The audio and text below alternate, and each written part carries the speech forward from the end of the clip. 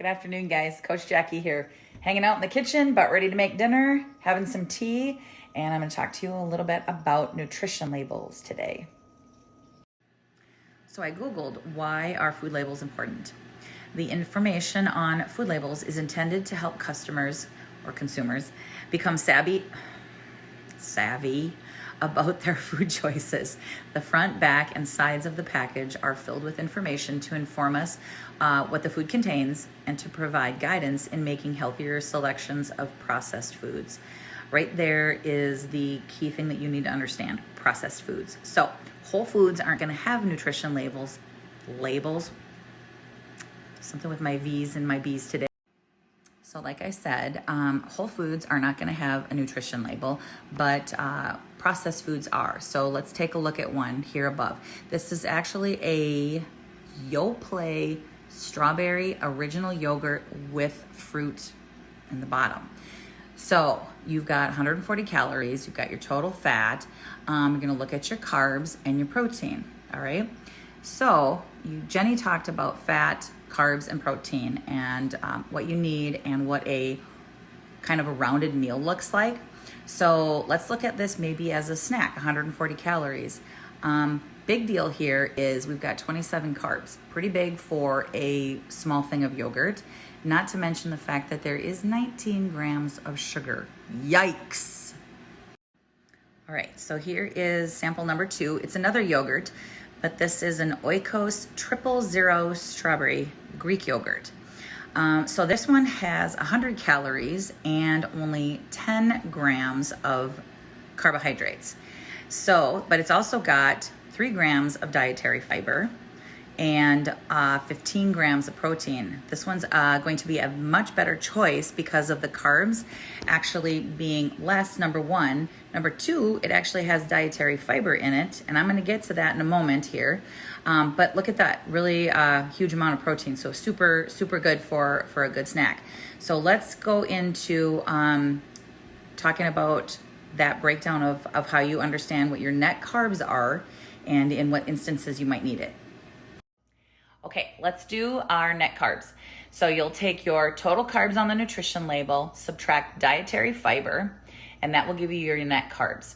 If you also have anything that has erythritol in it, you would subtract that as well, and that will give you your net carbs. Erythritol is actually a sugar alcohol, and by figuring out your net carbs, you can actually, I use actually a lot.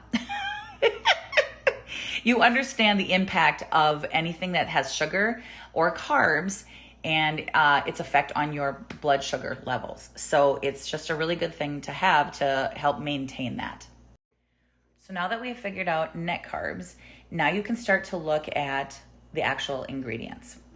And the things that you want to look for are the sugars, like sugar, cane sugar, corn sweetener, corn syrup, ethyl malto. Didn't know that was sugar. That's a new name, right? Aspartame, stay away from that one. Dextrose, high fructose corn syrup, rice syrup. Those are ones that you want to stay away from or eliminate because they are going to give you high blood sugar rise. And as you know, when you're carb backloading and just for general health, that's something we want to eliminate or stay away from. But I now have a list of things that you could look for and use. Here is a list of preferred sugars, also to be used on a limited basis, as we know for sugar. I mean, that's just the way it goes, right? Stevia, maple syrup, monk fruit, raw honey, and erythritol, which is the alcohol sugar. So these are all not man-made. They're actually all natural. And so those are the ones that we want to look for. The other ones, I think I said eliminating. What I meant to say was limit the other ones on as much as you can. You don't have to completely take them out because I think it's probably impossible. But let's look for some things that have better sugar sources for us. All right, so there is so much to actually talk about when it comes to nutrition labels that we really can't even hit on it all in a very short period of time. But an app that I use is actually called Bobby Approved.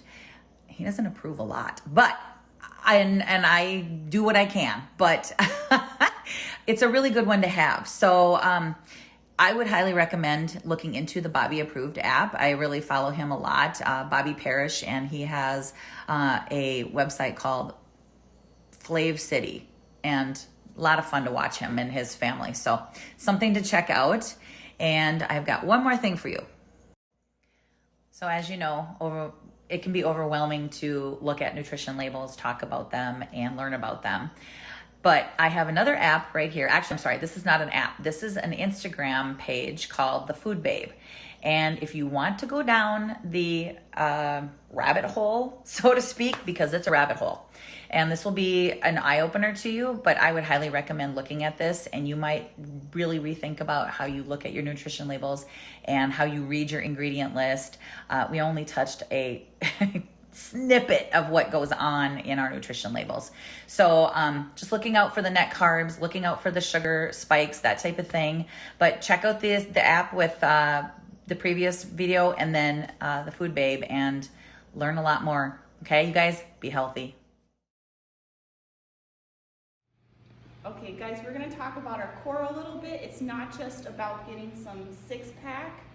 This is gonna help you with your lifting, you know, in general. It's gonna help you feel more stable. It's gonna help you be stronger. So we're gonna talk a little bit about how to activate our inner core. So our inner core is a band that supports your spine. So all the visual core that you have on the outside is not even what's holding your spine together.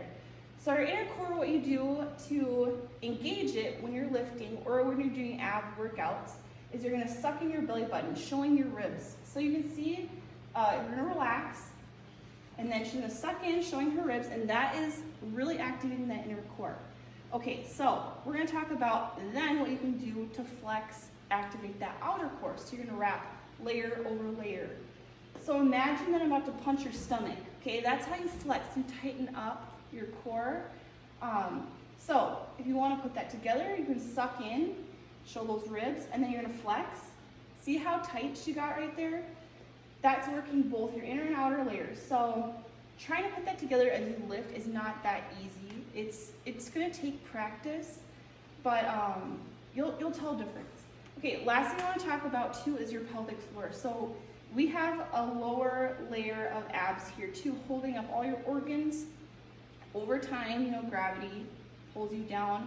A lot of people talk about accidentally peeing, you know, when they're jumping or whatever, and that's a serious issue. It's not a joke. So we want to strengthen that pelvic floor too. So what you do for that is you imagine holding in a pee, and that's the most simple way that I could imagine that I can explain, like engaging that. You know, you can feel it kind of lifting as you're doing that. So putting those three together, yeah, it takes a lot of like mindset, but you know, if anything, if you have to dumb it down, start with sucking in that belly button, engage that middle core, and eventually start adding the other two in. Okay guys, we're gonna take a couple of minutes to talk about our different sections of abs. So, you know, when we're doing ab exercises, you can actually separate your abs into different sections.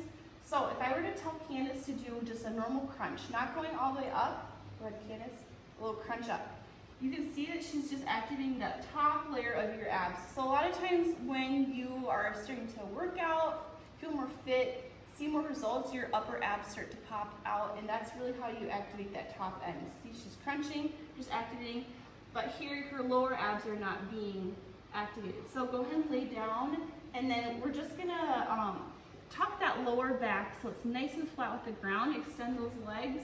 So now we're gonna activate her lower abs. So you're keeping it nice and tucked in, and I want you to do some flutter kicks. Flutter kicks, see, so now she's having to use her lower abs to fill that gap and keep her legs moving. So we just talked about the top, the bottom. Now I want to talk about those nice lines on the side. Those are your obliques. So a great exercise that I like for obliques are penguins. And what I'm going to have Candace do is bend those legs, feet together, and then you're just going to do a slight crunch up, and then you're going to reach for those heels. So that is using those obliques on the side to reach and activate those babies. Okay, fourth is going to be our inner core. So the classic plank. Go ahead and Candace and turn around here. The plank. Okay, so a big thing for the plank is your lower back is going to want to sag. But what I want you to do is tuck those hips down so you're nice and tucked back like that. And then you're going to suck that belly button nice and tight. You're going to keep that head up because you want to keep your spine aligned and neutral. If you drop that neck, you can tell that your spine is just dropping off. So you're going to lock everything in, tuck those hips down like that, and that is activating your inner core. Hi, it's Sally. I'm here to talk to you about fish oil supplements. So I thought I would just let you know first off that if you are taking any medications that you should probably talk to your doctor before you start taking them. But what are fish oil supplements? They are a dietary source of omega-3 fatty acids. We need these fatty acids for many functions, including muscle activity and cell growth. There are two types of omega-3s. There's the DHA and the EPA. I'm not going to pronounce those because I would not do well with that, but both pieces are important. The benefits for fish oil supplements are they are anti-inflammatory. They can help reduce inflammation. They can reduce the risk of a cardiovascular event. There are modest reductions that you can gain for your blood pressure, but that's usually typically if you have high blood pressure or moderate blood pressure, not if you have already blood pressure in the normal range. It can also help with high triglycerides and cholesterol. They can reduce the blood levels of the triglycerides as well as have some effects on your cholesterol. It does help both with rheumatoid arthritis and osteoarthritis. So there have been studies that suggest that both of those are, although modest, that the fish oil omega-3s can help reduce symptoms for that. And it also may help with bouts of depression. Some mild symptoms of depression can be aided by the use of fish oil. They are inconclusive on their studies on this so far, but the results so far have been promising. So this time of year certainly can't hurt. We're all kind of in the dark and cold. So, but what you should take, really there's no recommended daily intake for fish oil supplements. But the recommended daily allowance for omega-3s is between 250 and 500 milligrams per day. So if you're already eating a lot of fish or you include fish high in omega-3s in your diet, then you'll want to adjust your dosage to accommodate for what you're already getting in your diet. But if you want to supplement that with the fish oil supplements, then you'll want to look for bottles that have EPA and DHA both on the label, and you can typically be safe with about 1,000 milligrams of fish oil supplements per day, including both the EPA and DHA in that. Generally up to about 3,000 milligrams is considered safe. But again, adjust your dosage if you're regularly consuming fatty fish. That's all I have. Hope you have a great day. Thanks. Bye.